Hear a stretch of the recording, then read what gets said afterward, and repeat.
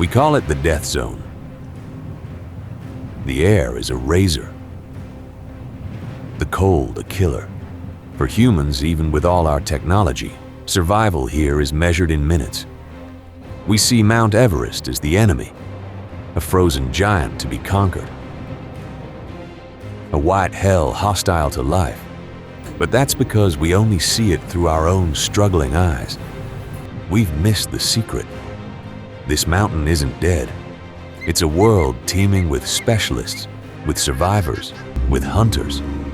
And the most successful of them all lives where we can barely exist. Look closer. On a wind-blasted rock at 22,000 feet, a creature no bigger than a thumbnail makes its home. While climbers fight for every breath on bottled oxygen, the Himalayan jumping spider is just waiting for lunch to be delivered on the wind. This isn't just a death zone, it's a dining room. And that's just the beginning of the secrets we're about to reveal. To join this expedition to the raw edges of the world, make sure you're liked the video, subscribed, and have notifications turned on. You won't want to miss what comes next. But this spider is just the highest, most extreme example. The entire mountain is a vertical stage for survival. To witness this incredible story, we must forget the summit for a moment and start from the bottom. We'll ascend through hidden forests, across vast alpine kingdoms, and into the silent death zone.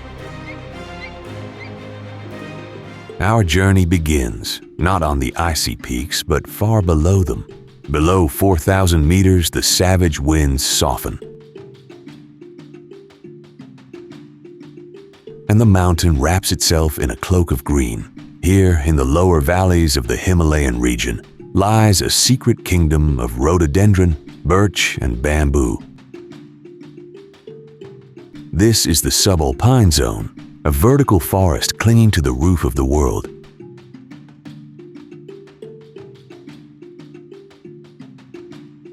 And in its shadows lives a flame-colored ghost. This is the red panda. It's not a bear. It's not a raccoon. It's a living relic, the last of its kind. Its life is a quiet obsession with one thing: bamboo. Day after day, it moves with a silent, deliberate grace.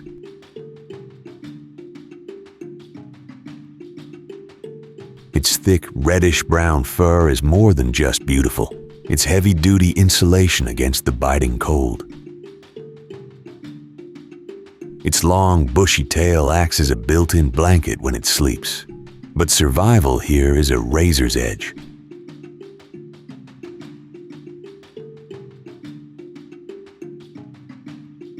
The red panda is technically a carnivore, but its diet is almost entirely bamboo.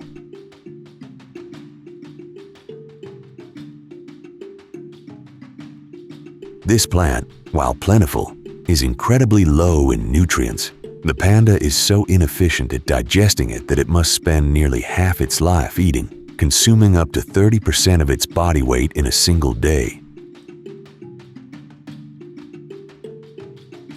Mostly at dawn and dusk. To do this, it uses a secret weapon, a false thumb. An extended wrist bone that lets it grip stalks with amazing dexterity. Every sound in the undergrowth could signal death.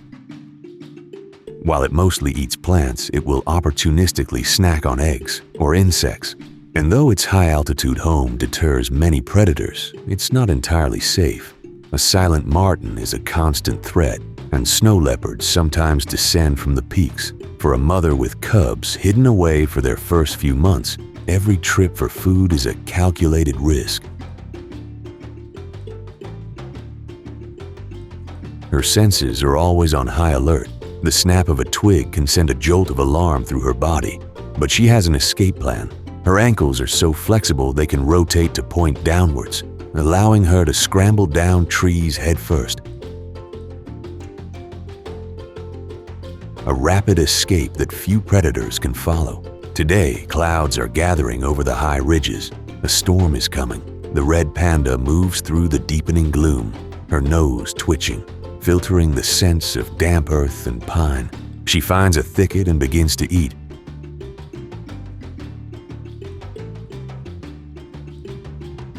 Suddenly, a shadow detaches itself from the trees, a marten. The red panda freezes, a leaf hanging from her mouth. For a heartbeat, the world is silent. Then, in a flash of instinct, she bolts. The marten gives chase, but it's too late. The red panda is a red blur, scrambling up the nearest trunk with astonishing speed. High in the canopy, she's safe. The marten, defeated, melts back into the shadows. The red panda has survived another day, solitary dancer in the green foothills of the world's most formidable mountain.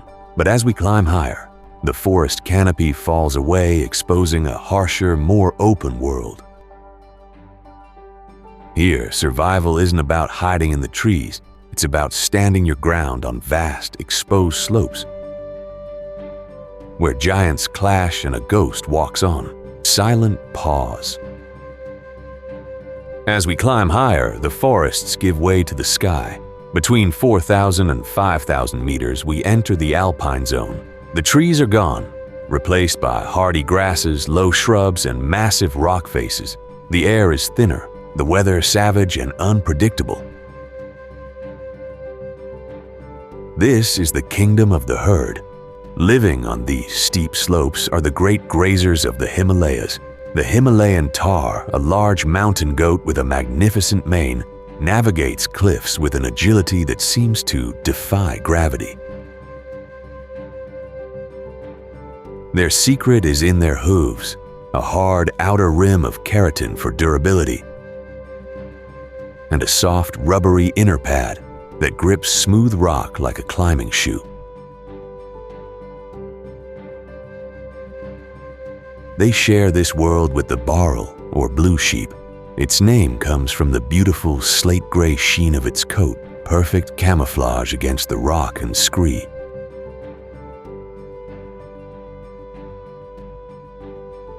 These herds are the lifeblood of the mountains, their lives a constant tightrope walk between finding food and avoiding becoming it.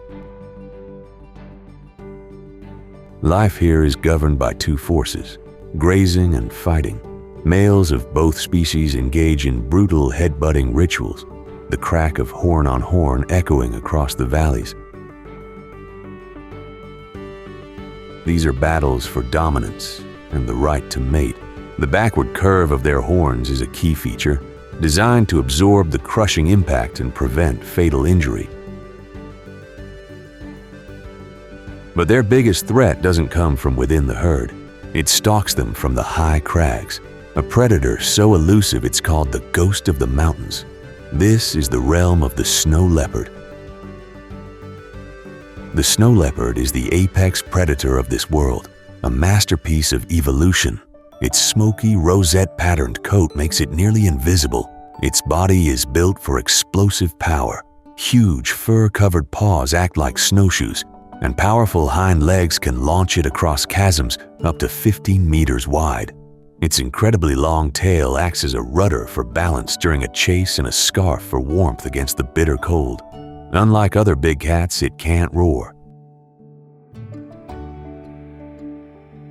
Instead, it makes a soft, puffing sound called a chuff. From a high ridge, a female snow leopard surveys her domain. She has cubs to feed.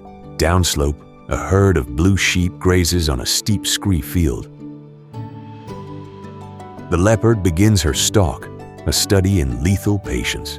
She uses every rock and shadow, moving like a phantom, closing the distance inch by inch. The wind is in her favor, carrying her scent away. She's now within striking distance. Her eyes locked on a young male. The leopard coils, her muscles bunched. The sheep raises its head, sensing something is wrong, but it's a fraction of a second too late. She explodes from her cover. The herd scatters in a panic, hooves clattering on loose rock. The chosen sheep bolts, running for its life across the treacherous incline. The chase is a life or death ballet on a near vertical stage. The sheep is fast, but the leopard is a force of nature. She gains ground with every bound. As the sheep makes a desperate leap, the leopard anticipates it, launching herself in a final, incredible burst of power. She slams into the sheep, her jaws locking on. There's a chaotic struggle on the steep slope, a testament to the leopard's strength and tenacity. She risks serious injury in these takedowns, but in this white hell, failure isn't an option. After a brutal fight, the sheep is down.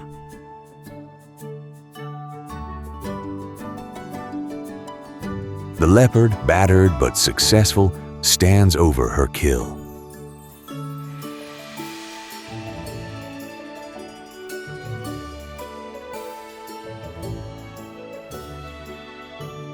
The hunt is a violent, spectacular event, but here it's not cruelty.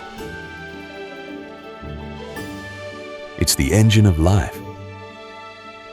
For the ghost of the mountain, survival is a relentless equation of risk versus reward.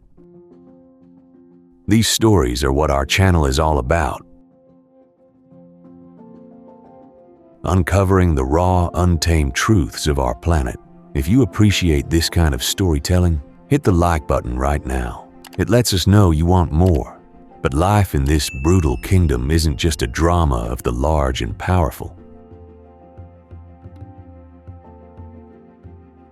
As we ascend even further, the world shrinks. And to endure the thin air and crushing cold that awaits, life has to get smaller, faster, and much, much smarter.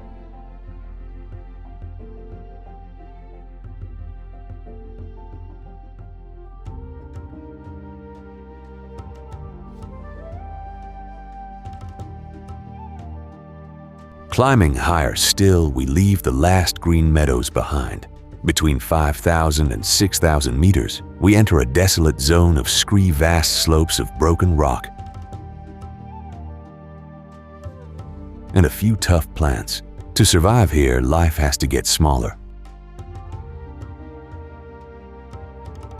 faster, and much, much smarter.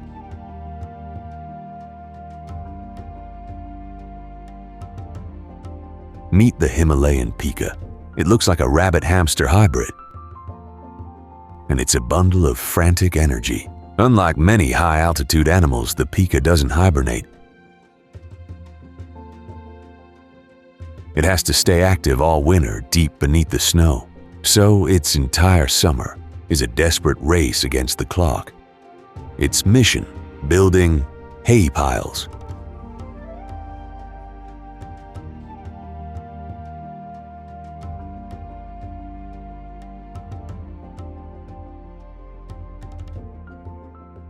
It scurries across the rocks,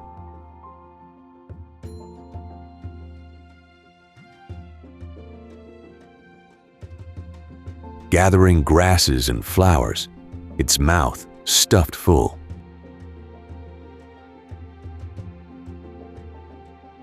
It spreads them on rocks to dry in the sun before storing them in hidden larders.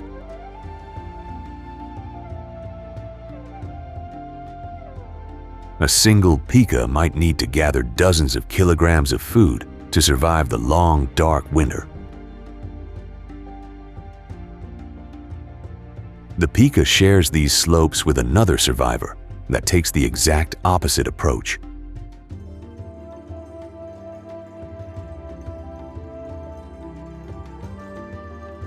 The Himalayan marmot.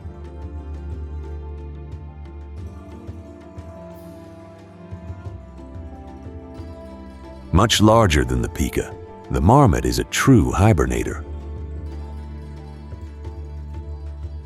For them, summer is all about getting fat. They gorge on vegetation, building up the reserves that will fuel their long, deep sleep through the frozen hell of winter. Marmots are social. living in colonies with complex burrows. At the entrance, there's always a sentinel on duty, standing tall and scanning the skies. At the first sign of a golden eagle or a Tibetan fox, the sentinel lets out a piercing whistle, and the entire colony vanishes underground. For the pika, every food-gathering trip is a gamble. It's a key food source for eagles, weasels, and foxes. The days are growing shorter, a chill in the wind signaling that winter is close. A pika is making one last trip, its cheeks bulging. It scurries across an exposed patch of scree, a tiny target in a vast landscape. High above, a golden eagle has been watching. Its eyesight is so sharp it can spot a pika from over a kilometer away. The eagle folds its wings and dives. The pika senses the change in the whisper of air through feathers, a fleeting shadow. It drops its precious cargo and makes a zigzagging dash for its rocky fortress. The eagle is closing with terrifying speed, talons outstretched. It strikes at the spot where the pika was a millisecond ago. The pika tumbles into a crevice and disappears. The eagle, denied its meal, spirals back into the sky. The pika is safe. Soon snow will bury this world. Down below, the marmots will be asleep. But under that blanket of white, the pika will be awake, surviving on the fruits of its frantic summer labor. These creatures have mastered the high meadows. But there is a realm higher still, a silent, frozen world where life seems impossible. We now ascend into the true death zone.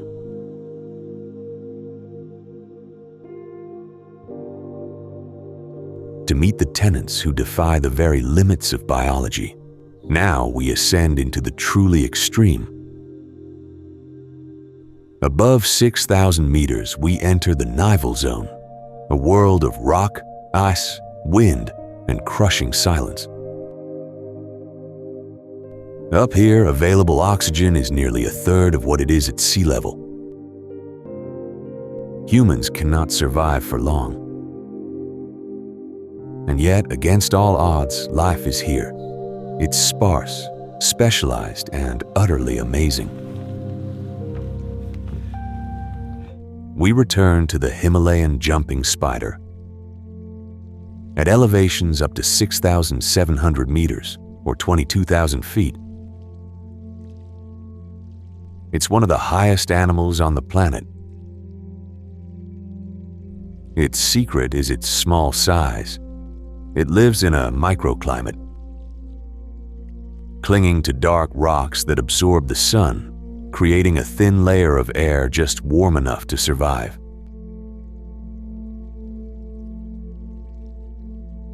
Its very cells contain a type of natural antifreeze, a biological defiance of the cold. But what does it eat in a world without plants? The answer rides the wind.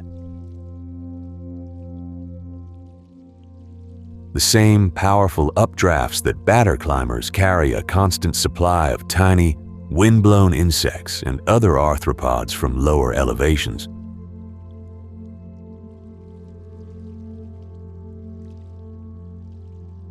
The spider is a scavenger and a predator at the edge of the world.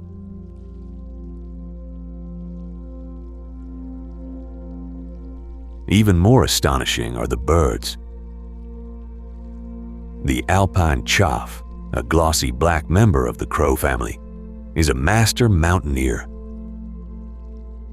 They are one of the highest nesting birds in the world, raising families at altitudes of up to 6,500 meters. They ride the mountain updrafts effortlessly.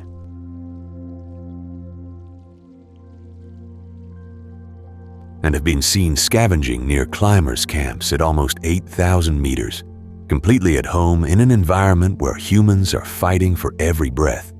But the most incredible aerial feat belongs to a visitor on one of the most punishing migrations on Earth. The bar-headed goose. Twice a year, these geese fly from their breeding grounds in Mongolia to their wintering grounds in India, a route that takes them directly over the Himalayas. It was once thought they just soared over the top of the jet stream. The truth is far more brutal.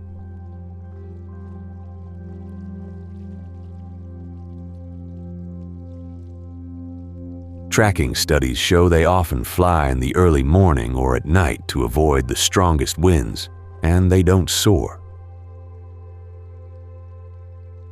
They climb using sheer muscle power. Their journey is a physiological marvel. They possess a special kind of hemoglobin that grabs onto oxygen with incredible efficiency.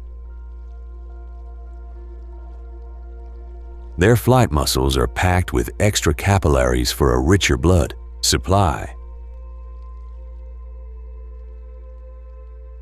They climb for hours on end through the thin, cold air of the death zone.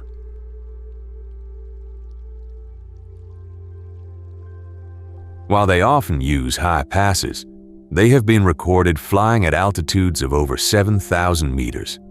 It's an ordeal of endurance that pushes the very limits of biology. As a flock battles its way south, a group of choughs watches from a ridge. The geese are temporary warriors. The choughs are the permanent residents. When the geese are gone, the choughs will remain. Their calls echoing in the vast, frozen emptiness.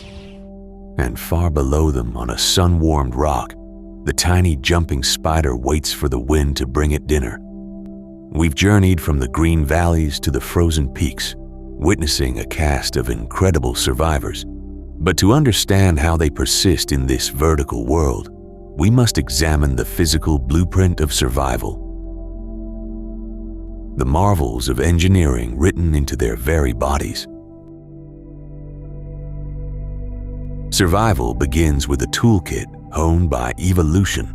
It's in the red panda's heavy fur and blanket-like tail, providing crucial insulation against the biting cold. It's in the specialized hooves of the Himalayan tahr, where a hard outer rim gives way to a soft inner pad that grips sheer rock like a climber's shoe. Camouflage is life, from the blue sheep's slate-gray coat that makes it one with the scree, to the snow leopard's ghostly rosettes. At a physiological level, the adaptations are even more extreme. The bar-headed goose possesses a unique hemoglobin that rips oxygen from the thin air, while the tiny jumping spider has a form of natural antifreeze in its very cells to defy the cold. These are the gifts of evolution, the physical hardware for life at the top of the world. But this hardware is useless without the software, the ingenious behaviors that turn these adaptations into a strategy for survival. In this kingdom of extremes, biology is only half the battle. The other is behavior. To survive the desolate winter, life must choose a strategy. The Himalayan marmot chooses sleep, gorging all summer to fuel a months-long hibernation in its complex burrow. In contrast, the tiny pika doesn't hibernate, instead spending its summer in a frantic race against time to build hay piles, a personal larder to sustain it through the active winter beneath the snow. And at the highest extremes, the jumping spider simply waits, trusting the mountain's powerful updrafts to deliver its meals from the world below. In this vertical world, every life form is also part of a lethal game of chess. We see the offense in the patient stalk of the snow leopard, a master of stealth using every shadow to close in on its prey. We see the defense in the marmot colony's dedicated sentinel, whose piercing whistle sends the entire family vanishing to safety. and we see the rapid escape plan in the red panda's hyper-flexible ankles, allowing it a headfirst dash down a tree that few predators can follow. Each is a perfected tactic in the relentless art of the hunt, or the art of escape.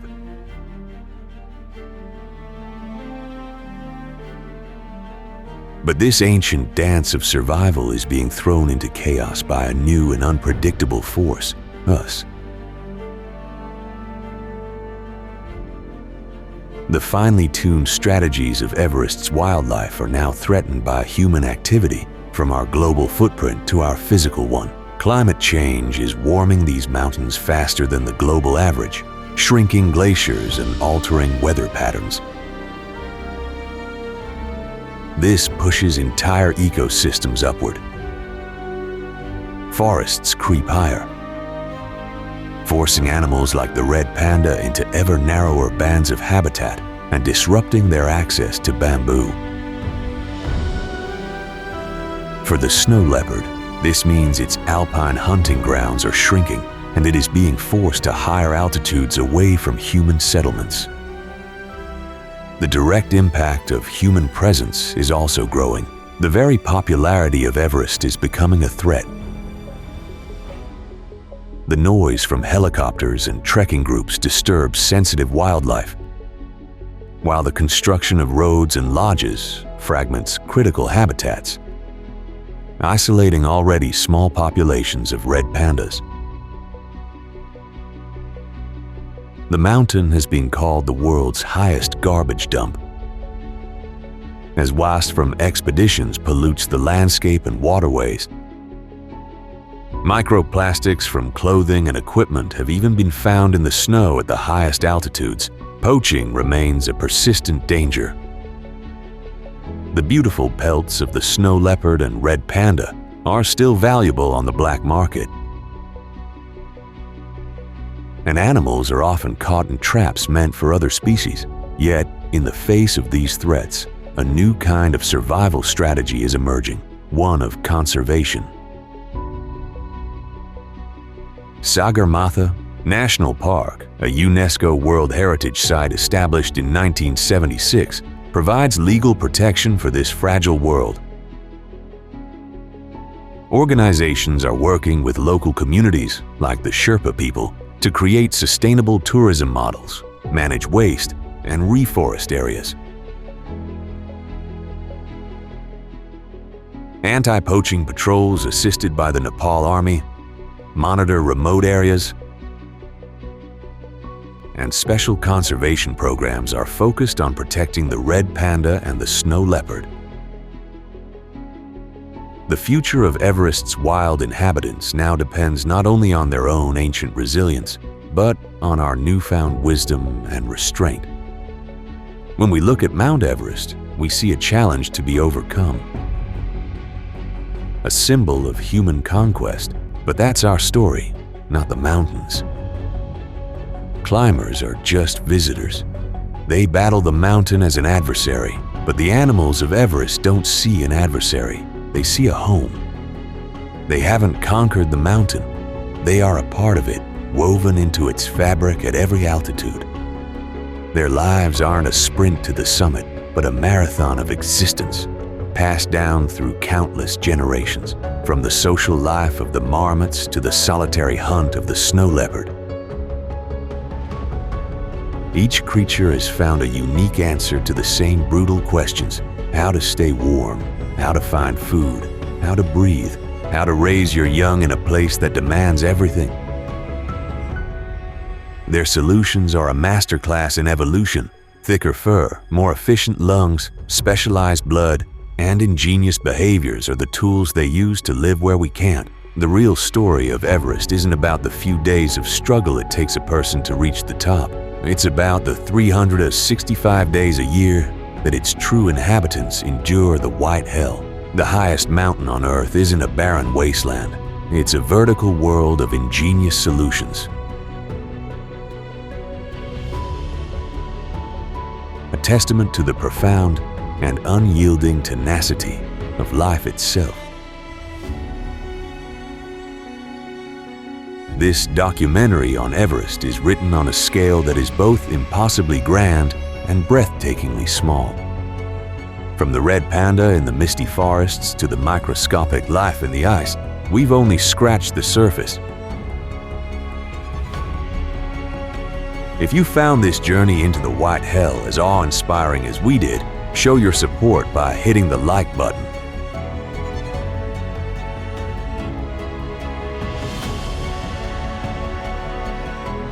And to join us on our next expedition into the untamed corners of our planet, make sure you subscribe and click the notification bell.